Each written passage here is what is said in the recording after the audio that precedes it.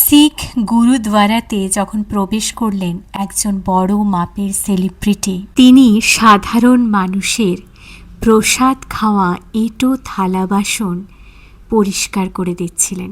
খুব জানতে ইচ্ছে করছে কে, তাই না? সুন্দরী নায়িকা প্রিয়াঙ্কা চোপড়া। সাধারণ মানুষ যেখানে বসে প্রসাদ খাচ্ছিলেন, তিনি সেখানে বসে সাধারণ মানুষের সাথে একসাথে বসে প্রসাদ খেলেন। তিনি দাঁড়াননি কোনো ভিআইপি লাইনে এবং তিনি নিয়ে যাননি কোনো এসপিজি কমান্ডো বা সিকিউরিটি গার্ড। তিনি জানেন ভগবানের কাছে সবাই সমান, কেউ উঁচু নিচু নয়।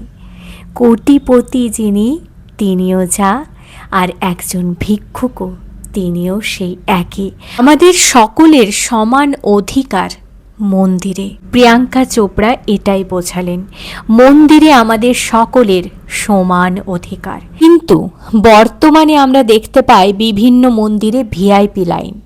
পকেটে মোটা টাকা গুঁজে দিতে পারলে ভগবান দর্শন করতে পারবেন তাড়াতাড়ি, আর না দিতে পারলে আপনি গেলেন, ক্লান্ত হয়ে 4-5 ঘন্টা লাইনে দাঁড়িয়ে থাকবেন।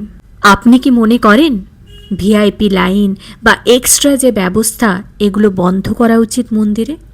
তাহলে কমেন্টে জানান।